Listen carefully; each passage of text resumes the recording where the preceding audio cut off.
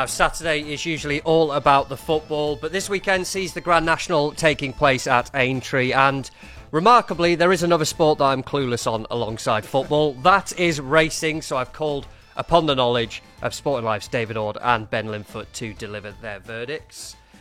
We did one of these for Cheltenham. People liked it. It did well at Cheltenham. The Builder-Bet got to leg 3, didn't it? I was following it. We got to the Thursday, and then it was... Genuinely was. The only thing we were clinging to by the Thursday, wasn't it? It was genuine excitement, wasn't it? That really do it in the Nash, though. This is what I was going to say. This is the thing, isn't it? That was a week-long thing. Pick a race. This is one race.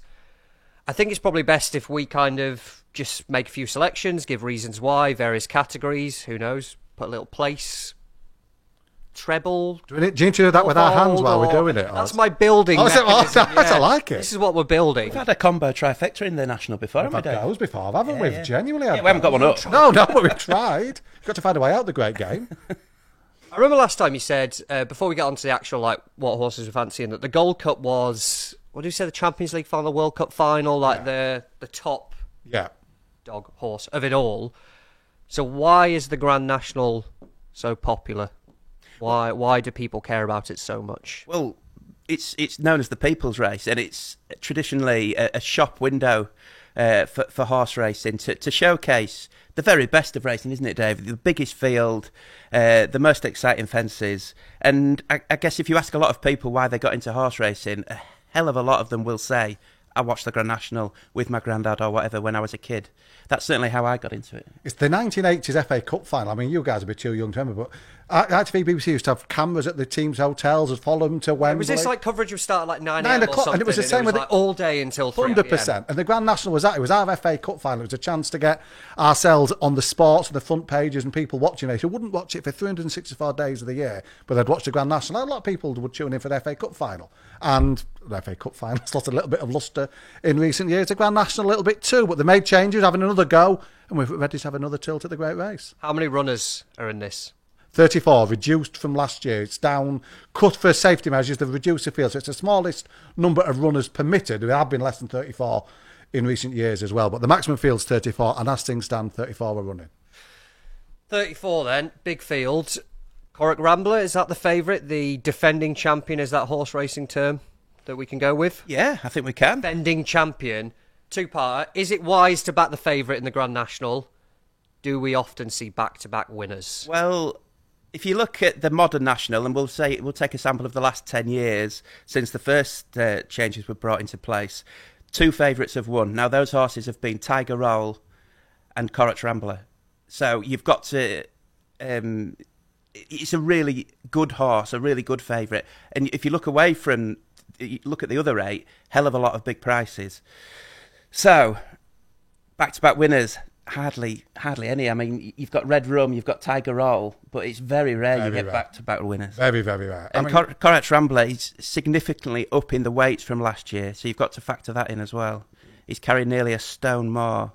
Significant impact. Yeah. You're talking Red Rum here, which is the one horse that used to resonate in that he'd be a back to... That's the one horse everyone knows. Yeah, and if Corach Rambler's to win it, he's going back-to-back like Red Rum did. He'd be the favourite as well, the winning favourite for 2 successive years, which it's almost unheard of. It's genuinely, the stats are bang against him, and his favourite. So every single person you know will have a bet on the National, right? Your relative that never ever bets will have £1 each way on a horse. They'll usually go for either the silks, the colour of the silks, they'll go for the name of the horse. What do you look at when it comes to picking kind of a national horse then? Is it age? Is it form? The ground as well? Are these things that should be taken into account, or is it just a completely race that's not the usual? Well, because of the changes, it's a bit of a changing beast what you look for in a national horse. And I think these days, more than ever, Dave, I don't know if you agree, I think you've really got to look at stamina above any other factor. Even though the race has reduced in distance in recent years by a furlong or two, I think now more than ever, because the fences are a little bit easier, you've got to look at the horses that are going to get home. And I think you can rule out a hell of a lot just by looking at if they can stay 4 miles or not. I mean, you still got the people love a grey in the Grand National. Panda Boy will come to. He's one of the leading fancies. He's grey this year. I don't think a mare's won the Grand National, a female horse, since 1950. We've got a couple of big players this year in Limerick Lace, Gallia del Toe. So there's loads of little things bubbling away. I mean, the best thing is, we're telling you how to find a Grand National winner. I've been batting on the Grand National for 40-odd years. I think I've had 3 in that time. So you've got the right people in these seats. I mean, genuinely, we're the right people. Well, surely like cumulative odds, like an ACCA building, right? That you only need however many over an extended period of time to return profit. I'm not breaking even. No. Okay, well, never mind. No. Panda Boy, one of the favourites. Would that be fair to say at the top end of the market? Who are we looking at top end of that market? I know we said back in the favourites, a bit iffy. Of the front runners at the betting. Yeah, well, I think the favourite probably will be Korat Rambler, and I would take him on. I love Panda Boy. I think he's got a massive chance. Right down at the bottom of the weights. His trainer, Martin Brazil, very shrewd operator when it comes to handicaps. He's protected his handicap mark all season to get him in at the bottom of the weights for the National. He's got national form, having run well in an Irish National. I think there's plenty to like about him, so I won't put anyone off Panda Boy. I think he's got a massive chance. Might throw you here, but educational point, when you say handicap mark, what does that mean? Well, every horse in racing is allotted a rating, and it's no different in the Grand National. They've all got a rating, which is judged by their ability, and Panda Boy is at the bottom of the weights, number 31 of 34, so 30 horses are carrying more weight than him in the saddlecloth with the jockey, and I think that will give him a chance. He's only 8 years old. He's got the potential to, in the future, be carrying more weight than this, because we haven't seen the true ceiling of his ability yet. Less weight means go quicker. Surely? Well, it doesn't always work out like ground, that. But in theory. In theory, the theory is that you give them all the weight, so they'll all finish. You'll have 34 finishing abreast. That's how so the handicap thinks they've all got an equal chance, but the odds and they're finishing. A hell of a photo finish. Heck of a photo finish. That would make headlines. Yeah. I wouldn't want to be deciphering it. I like Meeting of the Waters right at the top of the market for Willie Mullins, who's basically he's Sir Alex Ferguson, Wenger, Mourinho moulded into one right now. He's absolutely dominating the sport, the manager at the moment. And Meeting the Waters for Willie Mullins will win the Randox Grand National. Confidence. Say, 3 winners in 41 years. Yes, the track record is there already. So there was 34 runners, so we've got a big old market to go for. 6 places, a lot of bookmakers go for, don't they, in this? Each way money. Where would we look, and kind of the bigger price horses, where would we go? I'm going for the Gopher. Sky Bet 6 places. Gordon Elliott's got about 19 running, well, he's got 9 in the national. This is one of his team. Didn't quite finish as expected at Cheltenham last time. He's 50 to 1, Tom. 50 to 1. He'll travel like he's got no weight on his back. He's trained by Gordon Elliott. Go for the Gopher. Nice. That didn't word it. I tried though. Well, it's a potential episode title, so there we go. That's what we like. Yeah. Well, I like an outsider trained by Willie Mullins, Adamantly Chosen, who has he used to be running at the very top level as a novice, running Grade 1 company a couple of times, but I thought last time at Down Royal, when he stepped up in trip to 3 Mile 2, the furthest he's ever gone, I thought he looked better than he ever had, and just with that in mind, I do wonder if going this trip might unlock a little bit more improvement out of him, and trained by Willie Mullins, 50 to 1, with that unexposed nature in his profile as well, only 7 years old. I think the bookies might be taking a little bit of a chance with those odds, so that'd be my each way one from the clouds. A couple of Willie Mullins picks there. Obviously, we get his insight on sportinglife.com every week. Is that correct? Every week and every day of major festivals? There you go. There's your nice plug there. Any insight? What's kind of... I've go to this column for Saturday, and Capodanno is the one that he's sweetest on. He's right towards the top of the way. It's one of JP McManus's. He's a really famous owner.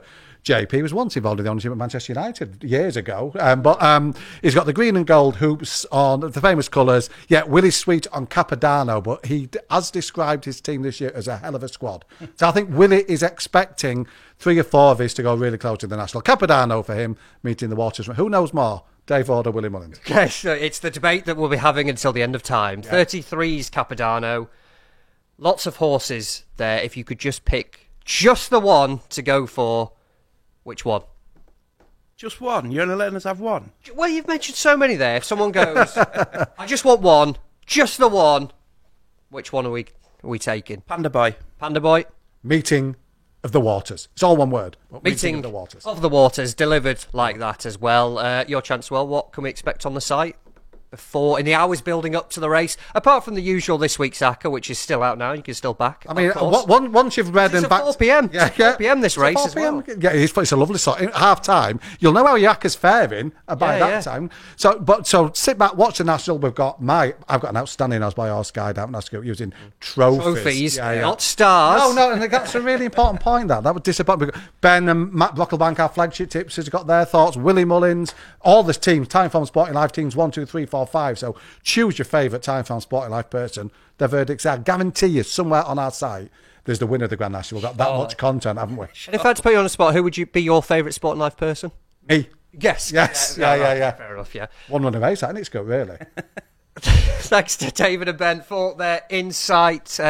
Hopefully, as we say, that delivers our first win of the afternoon, given the ACCA will run till about 5 p.m. Check out this week's ACCA on the YouTube channel as well. What is this week's ACCA, Tom? Is it filmed yet, or have I just... Yeah, we've done it. We did it yesterday, I can't remember it. So you're going to have to go to the YouTube channel to check it out. That's like, it's all a tactical little plug there. I genuinely can't remember it. It's 24 hours I won't be ago. watching that, will you, Skip? I won't be back in it.